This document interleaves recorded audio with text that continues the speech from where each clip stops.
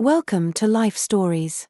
Today, we share a deeply emotional and inspiring tale of loss, betrayal, and resilience.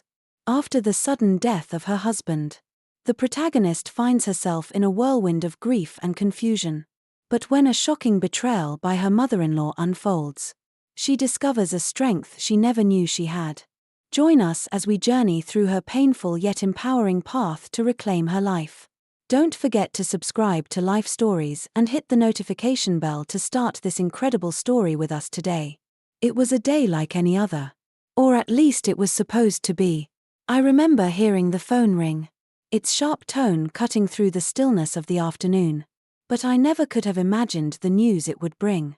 My hands trembled as I reached for the receiver, only to have my life shatter into pieces with the words on the other end. "I'm so sorry, but Ryan Johnson has passed away in a highway accident." In that moment, the room seemed to shrink around me. The air, once so familiar, felt foreign, suffocating even. I remember the world going completely silent as the reality of those words sank in. I didn't respond at first. My body, unable to comprehend what I had just heard, was rooted to the spot. The voice on the other end of the line continued. But it was all a blur. The sounds around me faded into nothing, and I was left alone in the crushing silence of grief.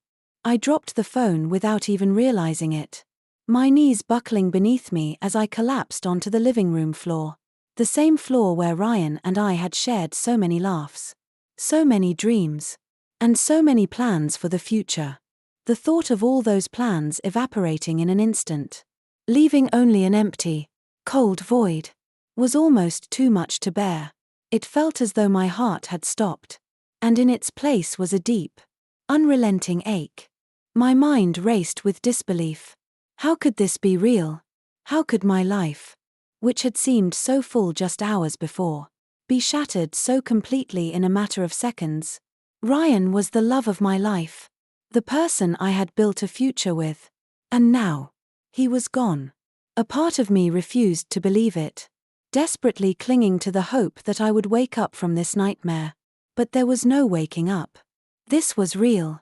The days that followed passed in a blur, a haze of pain, confusion, and a strange numbness that consumed me. Friends and family came and went, their voices muffled in my ears, as if they were speaking from another world. I moved through the motions, signing papers, making funeral arrangements, but none of it felt real. It was as though I was watching my life unfold from a distance, unable to truly engage with the world around me. I remember walking into the funeral home, where the casket stood before me, and I couldn't bring myself to believe what was happening. Ryan, the man I had shared 10 years of my life with, was lying there motionless, forever still. I couldn't understand how this was possible. His infectious smile, his laughter, the warmth in his eyes, they had all been taken from me. I couldn't accept that I would never again feel his presence beside me. As I stood there, overwhelmed by grief, I saw her, Carol, Ryan's mother. She was walking down the aisle of the church, her shoulders hunched, her eyes red and swollen from crying. We had never been particularly close. Our relationship had been strained, with differences that had often led to tension. But in that moment, standing before the casket, I felt a connection to her that I never thought possible. We were bound by the same loss, and in that grief, there was an understanding that transcended everything else. She approached me, her hands trembling as she reached for mine. "My child," she whispered, her voice breaking with sorrow. She spoke of Ryan, her little boy, and the tears that followed seemed to echo in the quiet church. For a brief moment, I was no longer a daughter-in-law and a mother-in-law, but two women united by the same heartbreaking reality. We embraced, and in that shared moment of vulnerability, I felt a sense of comfort. It was as though we were holding each other together in a world that had suddenly lost its meaning. After the service, as the mourners slowly began to disperse, Carol approached me once more. She took my hands in hers, her eyes filled with both pain and determination. We haven't always agreed on everything, she said. Her voice low but firm. But Ryan was my son. And he was your husband. Now. We need to be there for each other. Her words hit me like a lifeline. A small flicker of hope in the storm of despair that had consumed me. I nodded. The tears flowing freely down my cheeks as I whispered, I don't know how to move forward without him. She pulled me into another embrace. This time holding me tighter. As though she could shield me from the pain. We will get through this, she promised. This is what Ryan would have wanted. As we left the church, her arm around mine, I felt a small glimmer of comfort. Though it was fleeting. I couldn't imagine what life would hold now that my once bright and promising future had turned into a vast desert of uncertainty and pain. How was I supposed to live in a world where Ryan no longer existed? That night, I returned to the apartment that Ryan and I had shared. The silence was deafening, and the weight of the memories that surrounded me was almost unbearable. Our wedding photo sat on the mantel. Its frame a reminder of a love that now felt like a distant dream. I ran my fingers over Ryan's smiling face in the picture. As if I could somehow reach out to him. As if he could hear my voice calling to him. How am I supposed to live without you? I whispered. The words hanging in the air, unanswered. It was in that moment, surrounded by the remnants of our life together, that I remembered Carol's words at the funeral. For the first time in days. I felt a tiny glimmer of hope. Perhaps, with her help, I could find the strength to face the days ahead. Perhaps, together, we could keep Ryan's memory alive and learn how to navigate this terrifying new world without him. As exhaustion finally took hold, I allowed my eyes to close. Tomorrow would be a new day, the first of many without Ryan. But at least I wouldn't be completely alone on this unwanted journey. The days after Ryan's funeral blurred into one another, each one a mix of pain and confusion. I woke up each morning with a heavy heart, the weight of his absence pressing down on me like an unbearable burden. But Carol, his mother, had promised to help me through this, and I couldn't bring myself to turn her away. Despite the tension we'd shared over the years, there was something undeniable in her words. She was grieving too. And perhaps we could find solace together in our shared pain. Carol had moved into the apartment next door, a gesture she said was meant to ease both of our griefs. She told me she couldn't stand to be alone in her house without Ryan.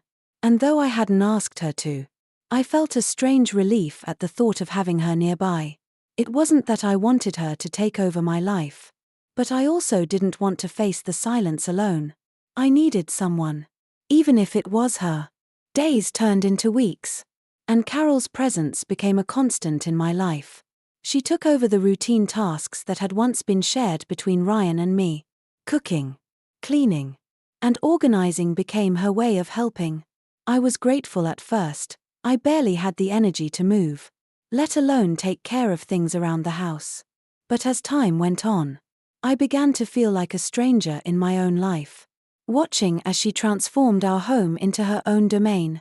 One afternoon, as I sat on the couch, barely able to focus on the old movie Ryan had loved so much, Carol approached me with a box of papers. She spoke to me in her soft, motherly voice, calling me darling as she had always done. She suggested we should start organizing everything: bills, insurance, bank accounts. I wasn't ready for this. I still couldn't wrap my mind around the paperwork, much less the cold reality of dealing with it all without Ryan. I can't. Carol. I whispered, my eyes closing as I fought back the tears. Not now. She sat beside me, her expression softening with understanding. I know it's hard. Sweetie, she said gently, but these things need to be dealt with. Let me take care of it for you. You've been through so much. I hesitated, feeling a tug in my chest. There was a part of me that wanted to refuse, to keep things as they were, to hold on to the last remnants of the life Ryan and I had shared. But the thought of facing the paperwork alone was more overwhelming than I could bear. So, with a heavy heart, I agreed, telling Carol that I just couldn't do it right now. She seemed pleased with this. And for the next few days, she became the sole manager of our affairs. As Carol took charge of the mundane tasks, I felt a growing unease. At first, I attributed it to the fog of grief that still clouded my mind. But gradually I began noticing small things that didn't sit right with me. Carol seemed to know exactly where everything was. And her attention to detail was sharp, perhaps too sharp. The more she took over, the less I felt like I had control over my own life. I tried to ignore it at first, telling myself that I was just paranoid. After all, Carol had always been meticulous about everything, and she was just trying to help. But something didn't feel right. Then, one day, as I searched for one of our photo albums, I discovered that several important documents were missing. My heart skipped a beat as I scanned the place where they were usually kept. The mortgage papers, Ryan's insurance policy, all the things that tied us to our future, they were gone. "Carol," I called out, my voice trembling. "Have you seen the mortgage papers? They're not here." She appeared at the door, a smile on her face. But something in her eyes made me uneasy. "Oh, don't worry about that," she said quickly. "I've stored them in a safe place. It's better that way, everything's more organized." I nodded, though something inside me clenched with suspicion. Why would she take those papers without asking? And why hadn't she shown me where they were? As the days passed, I grew more and more anxious. Every time I asked Carol about the missing documents, she deflected with a practiced smile and a change of subject. I began to feel as though I was losing grip on the very life I had fought so hard to hold on to. My home, my memories. And now even the documents that represented our future seemed to be slipping away. That night, as I sat alone in the apartment, the silence felt suffocating. I couldn't help but think about Carol's behavior. Had I been too trusting? Was she really here to help? Or was something else going on? I made a decision that would change everything. The next day, I would take control of the situation. I would start paying closer attention to what Carol was doing. There was something wrong, something I couldn't quite put my finger on. But I had to know what it was. The following morning, I woke with a sense of purpose. I would watch Carol closely, track her movements, and see if I could uncover the truth behind her sudden interest in our documents and belongings. As the days wore on, I noticed more things: expensive jewelry she hadn't worn before, designer clothes that seemed out of place. She had always been a modest woman. But now, she was dressed in luxury from head to toe. What was happening? One afternoon, as Carol rushed out the door in another new outfit, I casually commented on her gold watch. Noting how stunning it was, she hesitated for a moment, clearly caught off guard, before smiling and brushing off the question. "Oh, it's just a little something I bought for myself," she said. But her discomfort was palpable. I didn't press her further. But something in my gut told me this wasn't just a harmless impulse buy. By the time Carol's behavior became completely erratic, I was already on high alert. My suspicions were confirmed one night when I found a crumpled receipt at the bottom of the trash can, a receipt from a luxury jewelry store. It was for a diamond necklace. One that cost more than I could afford in a year. That was the breaking point. Carol had crossed a line, and I couldn't ignore it any longer. I was determined to find out the truth, whatever it took.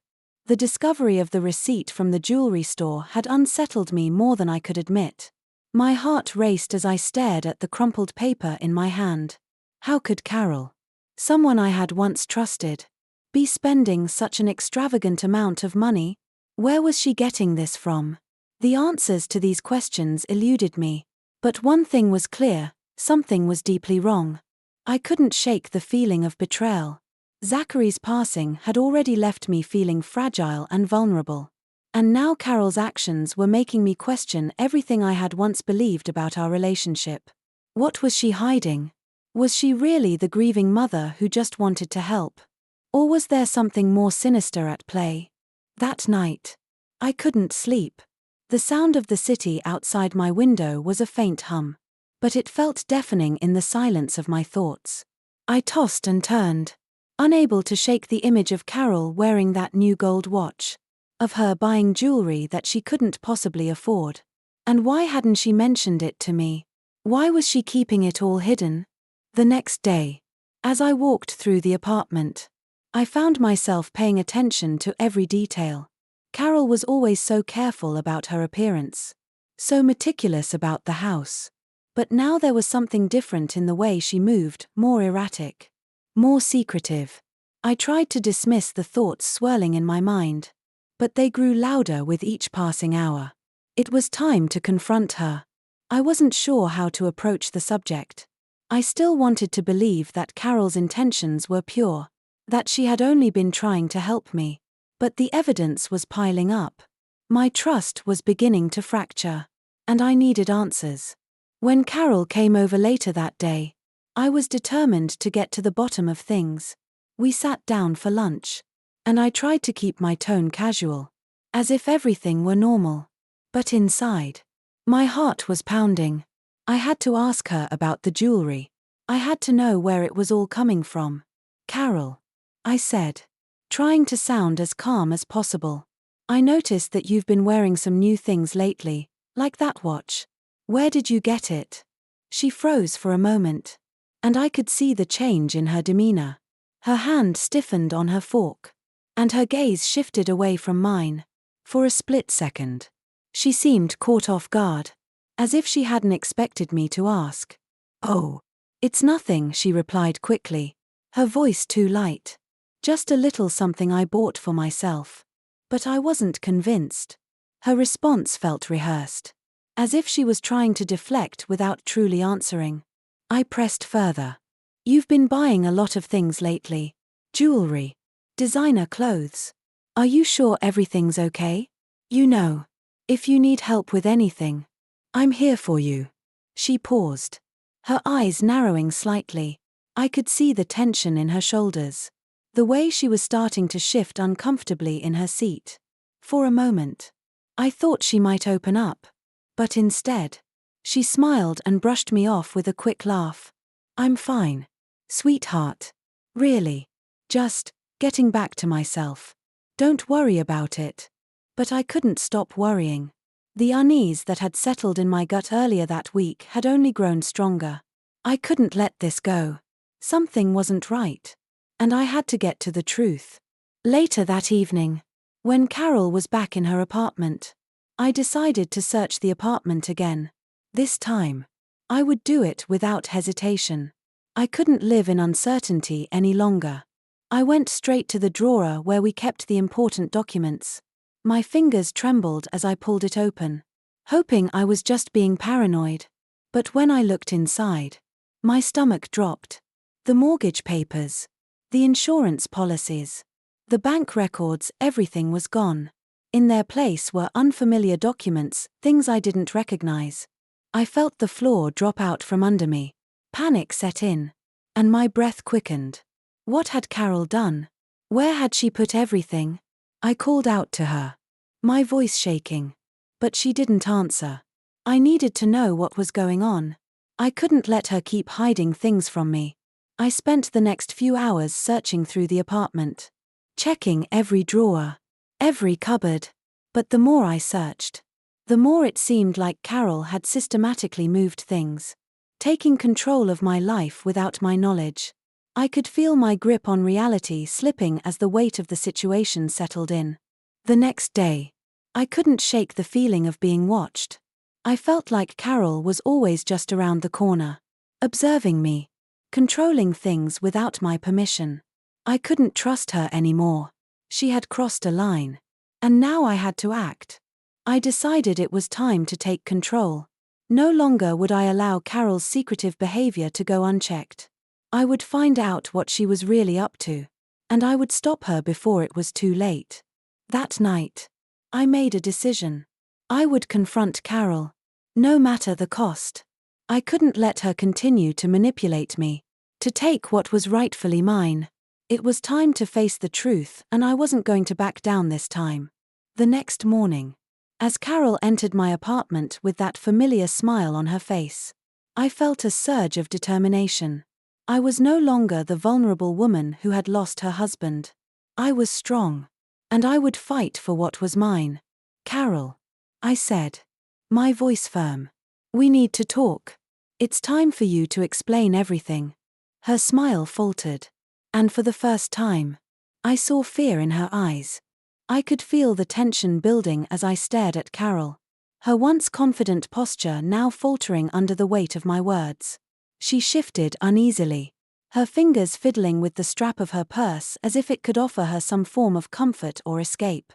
The room was eerily quiet, save for the sound of my heart pounding in my chest. I knew this conversation could change everything. I had to be strong. Explain everything. Carol, I repeated, trying to keep my voice steady. But there was no mistaking the urgency in my tone. I want to know what's been going on. Where's everything gone? The documents. The money. What are you hiding? She froze. I could see the way her eyes flickered momentarily to the doorway, as if considering running. But then, with a deep breath, she squared her shoulders and forced a smile. Though it didn't reach her eyes. She was playing a game, trying to regain control. But I wasn't going to let her this time. I'm not hiding anything, she said. Her voice low, but tinged with a false sense of confidence. You've been under so much stress. Darling. You're just confused. I'm here for you, I'm just trying to help. Trying to make things easier for you. I couldn't believe the words coming out of her mouth. How could she stand there, so calm and composed, and pretend everything was fine? My heart felt like it was shattering all over again. She was my mother-in-law, the woman who had promised to help me through this impossible grief. But now, standing in front of me, she seemed like a stranger, someone who had been manipulating me all along.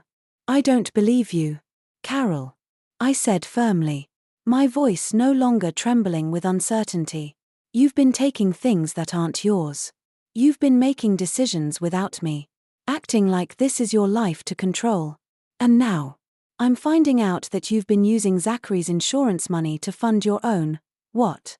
Lavish lifestyle? Her face twitched at the mention of Zachary's insurance money. And for the first time, I saw a crack in her facade. It was as though the truth was slowly creeping into the room. And she knew it.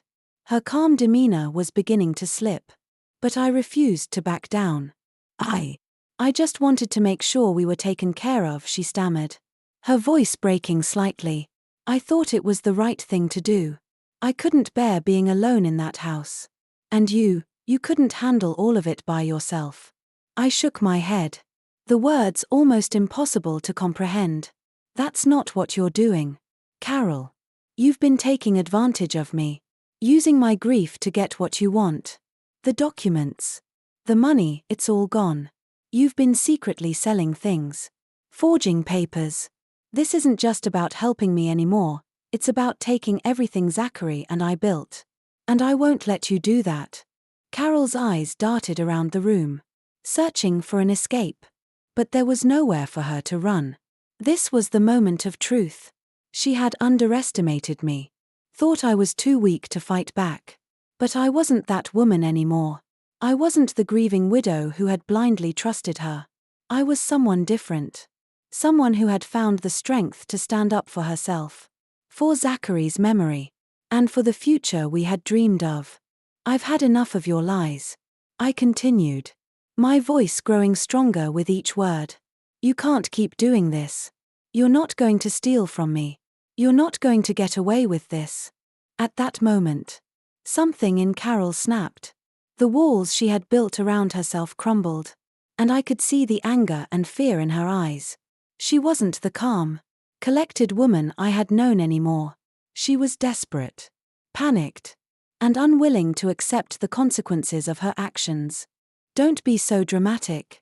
Sweetie, she spat, her voice laced with venom. This is family. You can't do this to me. I'm doing this for you, for both of us. The words hit me like a slap, and I felt a wave of nausea wash over me. I had never seen her like this before. There was no trace of the motherly figure I had once trusted. No kindness in her eyes. Instead, I saw a woman who was willing to destroy everything in her path to satisfy her own desires. "No, Carol," I said, my voice low but unyielding. "You're doing this for yourself. You've been using me all along. And now, it ends." I turned and walked to the phone, my hands trembling but my resolve firm. I didn't know exactly what to do, but I knew I couldn't let her continue this charade any longer. I needed help. I needed to put an end to this before it destroyed everything. When James answered the phone, I quickly explained the situation. He listened quietly, but I could hear the urgency in his voice when he asked me to meet him immediately. This was it. The moment when I would finally take control. As I hung up the phone, I turned back to Carol. Her face had gone pale, and I could see the wheels turning in her mind as she realized the gravity of the situation. "You can't win. You know," she said, her voice trembling. "You'll never win this fight." But I wasn't afraid anymore. I had come too far, and I wasn't about to let her tear apart everything Zachary and I had worked for. I didn't respond to her taunts. Instead, I simply walked out of the room, heading straight for the door. This was my life, my future, and I was ready to fight for it. As I left the apartment and drove to meet James, my heart was pounding in my chest. But this time, it wasn't out of fear. It was out of determination.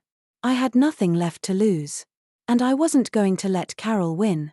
The battle had just begun, and I was ready to fight with everything I had. The air in James's office felt thick with anticipation as I entered, my mind racing with every step. The weight of what I had just done, confronting Carol, exposing her manipulations, hung over me, but there was a new sense of clarity settling into my bones. This wasn't just about protecting my home or my money anymore, it was about reclaiming control over my life. A life that had been fractured by grief and betrayal. I had taken the first step. Now, there was no turning back. James greeted me with a tight smile, his expression serious as ever. His calm demeanor helped steady my nerves. But inside, I could feel my pulse quickening. We both knew that this battle would not be won easily. Carol was dangerous, manipulative, and willing to do anything to protect herself. But I wasn't backing down. This was my chance to make things right, to take back what was rightfully mine. "Have you thought about everything?" James asked, his voice steady but tinged with concern. "Once we begin, there's no going back." I nodded, my determination unwavering. "I've thought about it. I can't let her destroy everything Zachary and I built together. I'm ready." He gave me a single nod of approval, then motioned for me to sit. "Good. Let's go over the plan one more time, to make sure we're prepared for anything." As I sat down, James opened a folder filled with paperwork. A stack of legal documents and case files that we would use to dismantle Carol's entire scheme. He began outlining the steps we needed to take, the moves we needed to make, to regain control of the property and protect my future. My mind absorbed the information quickly, despite the whirlwind of emotions still swirling inside me. This was no longer just about grief, it was about justice. "We need to gather every document we can find," James continued. "Not just the ones Carol's been hiding from you. We'll need the originals, the signed copies, everything. We'll also need witnesses, anyone who's seen Carol's behavior or knows what's been happening behind the scenes." I listened intently, trying to suppress the anxiety building in my chest. The gravity of the situation had become even clearer in the hours since my confrontation with Carol. She wasn't just trying to manipulate the assets, she was trying to rewrite my life, turning it into something she could control. But I wasn't going to let that happen. I wasn't just fighting for my home, I was fighting for my identity, for my dignity. "The key," James said, "is timing. If we move too slowly, Carol will catch on. We need to act quickly, but we also need to be meticulous. Every document, every detail, has to be perfect." I felt the weight of his words settle in. The pressure was mounting. But I couldn't afford to falter now. Not when so much was at stake. We'll start with the property records, he continued, and work our way through the bank accounts, the insurance policies, everything. We need to prove that Carol has been manipulating the documents, forging signatures, and exploiting your grief to steal from you. I nodded, my mind already spinning with the possibilities. James's plan was ambitious, but it was our only chance. It wasn't just about reclaiming the money, it was about showing Carol and the world that I wouldn't be a passive victim. I had the power to fight back, to stand up for myself. As James laid out the details, I felt a sense of urgency building within me. The clock was ticking, and every moment we spent planning was one more moment Carol had to secure her position. I needed to gather everything I could, every scrap of evidence that would expose her for the manipulative thief she was. I'll need your help, James said, looking at me with a level of concern. You'll need to get those documents from Carol's apartment. You'll need to get the originals, or at least find out where she's hiding them. The thought of stepping back into her apartment filled me with dread. But I knew it was the only way. I had to take the risk. I had to be brave. I'll do it, I said, my voice firmer than I expected. I'll go through everything. I won't let her get away with this. James gave me a reassuring smile. You're not alone in this. We'll do this together. You'll have backup if you need it. But the most important thing is that you stay focused. Don't let her manipulate you anymore. She's not the same person you once knew. I nodded again, taking a deep breath. This was it. I was about to dive into a world of deceit, manipulation, and betrayal. But I was no longer afraid. I had already faced the worst. I had lost my husband, the love of my life. And yet, I was still here, fighting for my future. I had learned that no matter how deep the pain, no matter how overwhelming the fear, there was always a way forward. Always. The next day, as I prepared to face Carol, my heart was heavy with determination. The journey ahead wouldn't be easy. There would be more battles, more moments of doubt. But I was ready. I had to be. James had already arranged for me to meet him later that afternoon.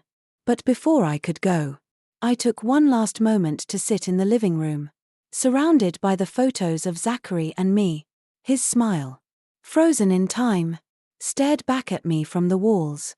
I whispered a silent promise to him. I would protect everything we had built. No one, least of all Carol, was going to take that away from me. With renewed resolve, I stood up, wiped the tears from my eyes, and left the apartment. Today was just another step on the long road to reclaiming my life, and I was going to fight for it with everything I had. The days that followed the meeting with James were a blur of frantic energy. I gathered every shred of evidence I could find: bank statements, property deeds, insurance policies. I even found old photos of Zachary and me, reminders of a life that now felt like it belonged to someone else. But as I dug through these papers, piecing together the past, a sense of anger slowly began to burn within me. Carol had taken advantage of my grief. She had used my vulnerability to manipulate me. And now she was trying to take everything that Zachary and I had worked so hard to build. The hardest part, however, was knowing that it was not just about money. It was about trust, the trust one had placed in Carol. She had been like family.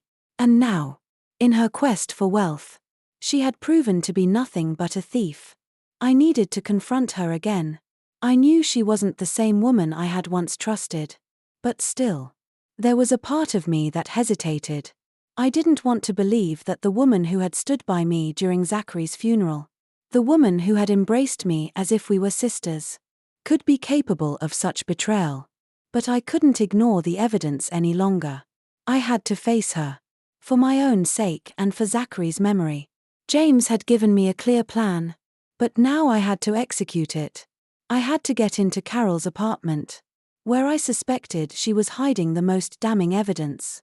It was time to confront her and find out just how deep her treachery ran. That evening, as I prepared to face Carol, my hands trembled. I had been through so much already, so much pain, so much loss, and yet, this felt like the hardest thing I had ever done. I knew that once I confronted Carol, there was no going back. This was the point of no return. My heart was heavy with the weight of what was about to unfold.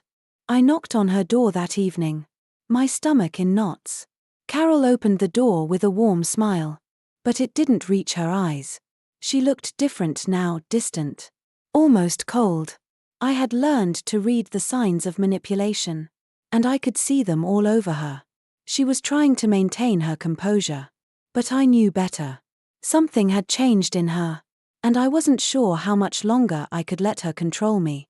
"Come in, dear," Carol said, stepping aside to let me into her apartment. Her voice was soft, almost too soft, like she was trying to hide something. I could feel the tension in the air as I stepped inside, but I didn't let it show on my face. We sat down on the couch, and Carol began talking about how hard things had been for her since Zachary's death. She spoke of her grief, of how she had tried to keep things together, but her words felt hollow.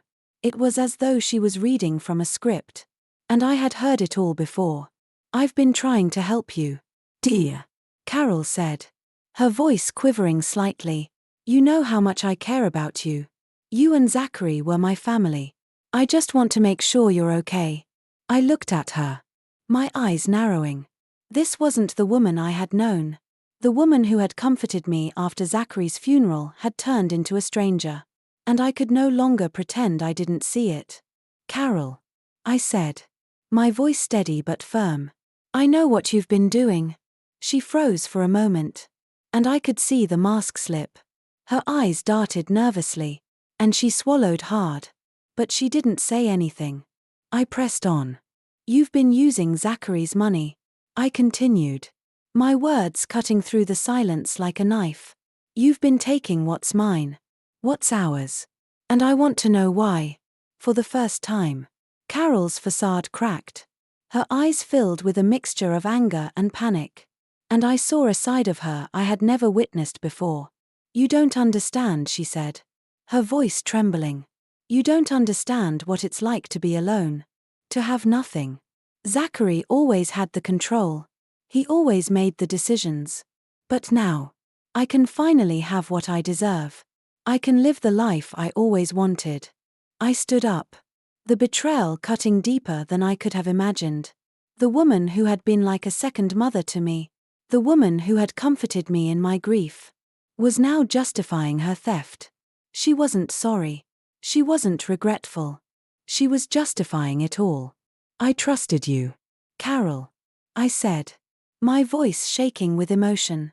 "I trusted you like family. And this is how you repay me?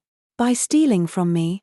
She took a step back, her face pale, but I could see that she wasn't backing down. "I didn't steal," she said, her voice hardening. "I was just taking what I deserved. You wouldn't have been able to handle it. You're too weak. You couldn't have done this without me." Her words hit me like a punch in the stomach. But I didn't flinch. I couldn't. I was done being weak. I was done letting Carol control me. I knew what I had to do. "Get out," I said, my voice firm, no longer trembling. "I don't want you here anymore. You need to leave." Carol's eyes widened in shock, but she didn't move. "What are you going to do? Call the police?" I didn't answer. I just turned and walked toward the door. I couldn't stay in this apartment any longer. Not with her in it. It was time for her to leave. And it was time for me to take back control of my life.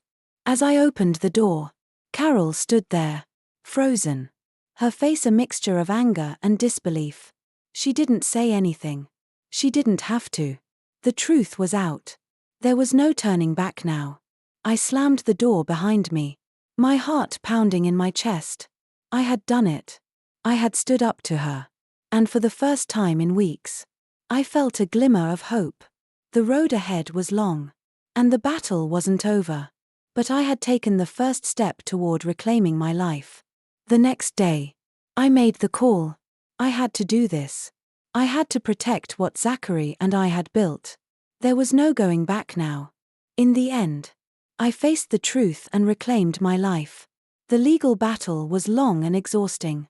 But I stood firm, determined to protect what Zachary and I had built together. Carol's betrayal had been a painful chapter, but it taught me the power of resilience, the importance of standing up for myself, and the value of trust. As time passed, I began to heal, finding peace in the memories of my late husband and the support of those who truly cared for me.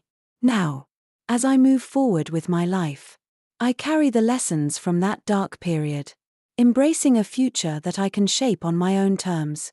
If you're facing struggles in your life, remember you have the strength to overcome them. Thank you for joining me on this journey. Don't forget to subscribe to Life Stories for more inspiring tales.